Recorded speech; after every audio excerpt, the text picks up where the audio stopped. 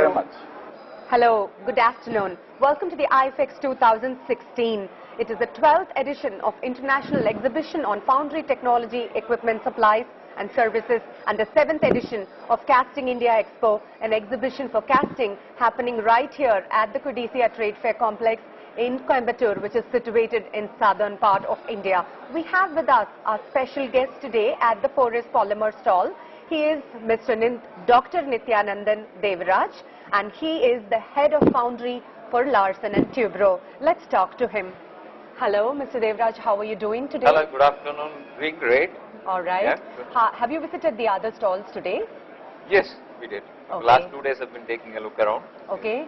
What do you think about the IFEX 2016 that's happening in Coimbatore in comparison with the other IFEXs?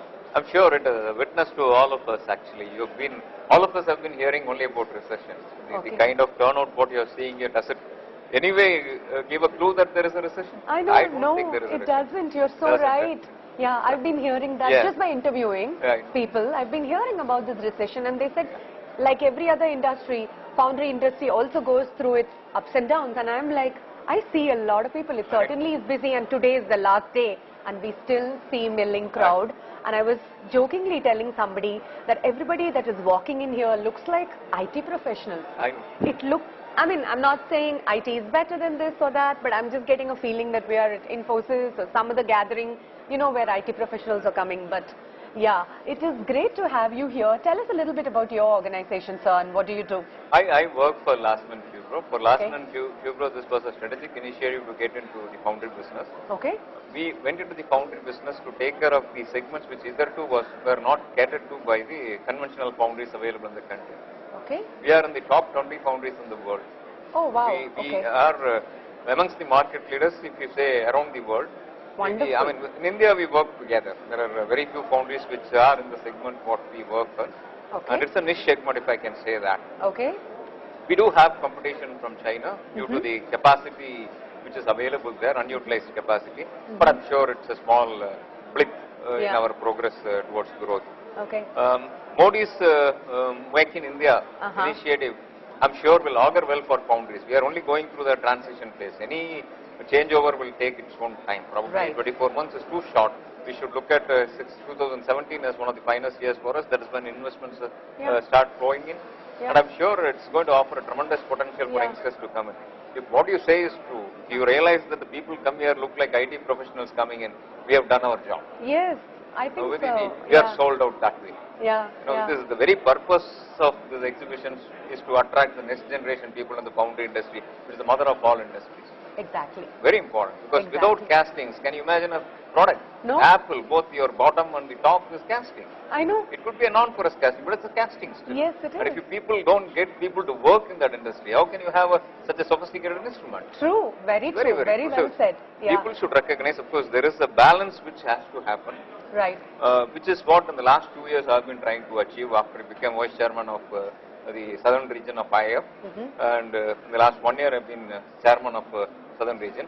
Okay. The first and foremost initiative what I took for myself is to promote the industry against the next generation, both professionals and entrepreneurs. Wonderful, sounds right. Yes. And that's important. People should feel proud in coming to the foundry, not just because it's by default they are coming. By design, people should come into the foundry. That's what the expectation is. Fairly, I think, it just started. Yeah. It just began. There will be at least my successors who will be continuing this journey.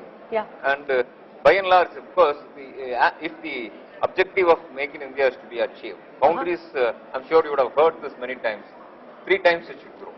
Yeah. And it's a people-dependent industry. True. As much as we aspire to become process-dependent and technology-dependent, but it cannot happen at such a pace given the high interest cost structure in the country.